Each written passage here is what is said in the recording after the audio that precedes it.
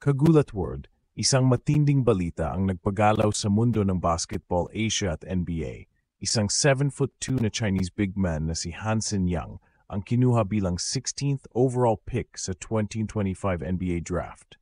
Pero teka lang, habang todo papuri ang China sa bagong pambato nila, may isang tanong ang buong Pilipinas na hindi matahimik. Bakit hindi si Kai Sotto ang nauna? At kung magharap sila sa court, kaya bang durugin ni Kai si Hansen? Ngayong parehong kinikilalang future ng Asia sa basketball ang dalawang ito, hindi maiwasang ihambing sila.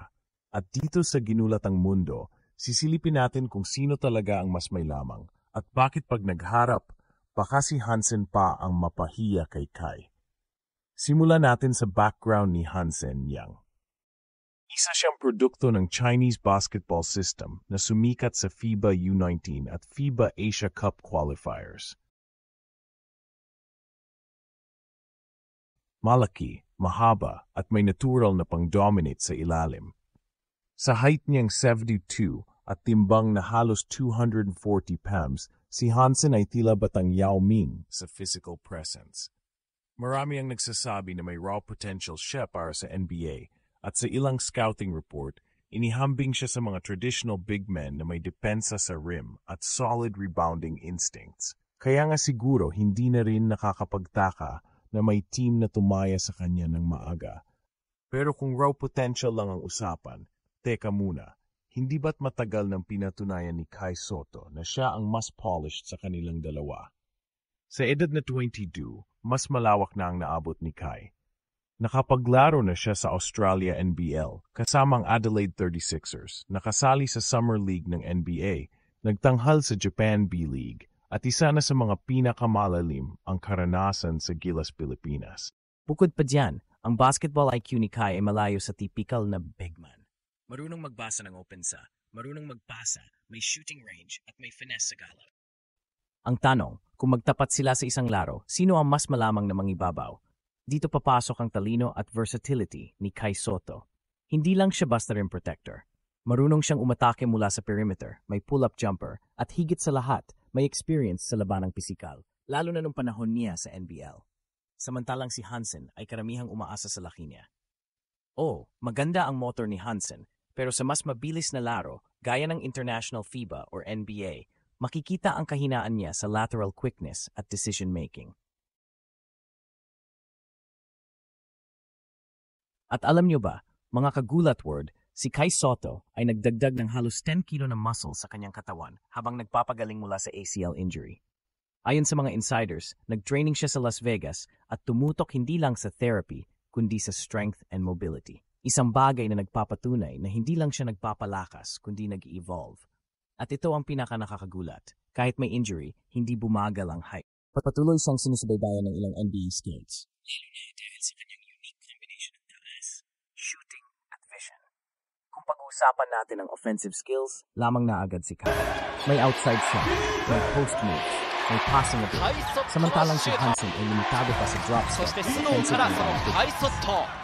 青が離れて守りましたカイソット自分でダンクに持っていくのはユーロステップから落ち着いています選手交代はなくカイソットここは外 Defensive-minded pa si Hansen pero si Kai kayang depensahan ang iba't ibang positions kapag kailangan. Sa mga nakaraang laban ng Gilas, napatunayan na niyang kayang sumabay sa big men ng Jordan, Lebanon at Korea. Isang beses pa nga, double-double performance ang pinakita niya habang kinakarir ang shot blocking at rebounding. Hindi hype, facts yan. Isa pa sa malaking edge ni Kai, ang basketball environment na kinalakihan niya. Galing siya sa Ateneo High School, sumabak sa international circuits sa Amerika, tumuloy sa Australia at Japan, at bahagi ng isang competitive national team system. Kumpara kay Hansen na lumaki sa mas rigid na sistema ng China, si Kai ay mas exposed sa iba't ibang style ng laro. Mas sanay siyang mag-adapt at sa NBA kung saan fast-paced, switching defense at spacing ang labanan, dito papasok ang advantage ni Kai bilang modern big man. Ngayon, i-imagine natin ang hypothetical matchup, Gilas Pilipinas vs China, Hansen vs Kai. Sa unang quarter, posibleng magpakitang gilas si Hansen sa rebounding. Pero sa second half, pag kailangan na ng strategic execution, dito lalabas si Kai.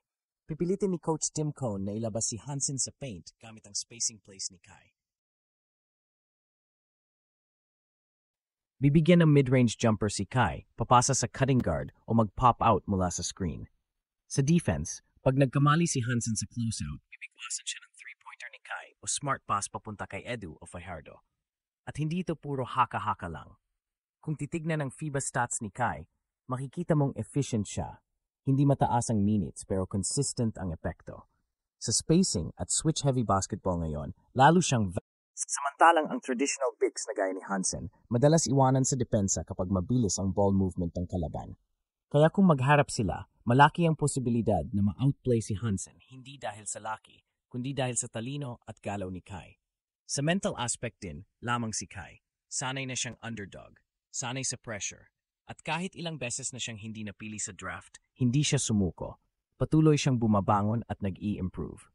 Samantalang si Hansen, ngayon pa lang makakaranas ng NBA-level criticism. Sa unang sabak pa lang niya, baka ma-expose ang limitasyon niya. Hindi natin sinasabing mahina si Hansen, pero ang point, hindi siya dapat ituring na mas magaling kay Kai base lang sa draft position. Kaya ngayong umuugong na ang posibilidad na magharap muli ang China at Pilipinas sa FIBA Asia Cup 2025, maraming Pilipino ang hindi lang dahil sa rivalry, kundi dahil gusto nating makita kung totoo ang NBA ready ang Hansen, yang na yan.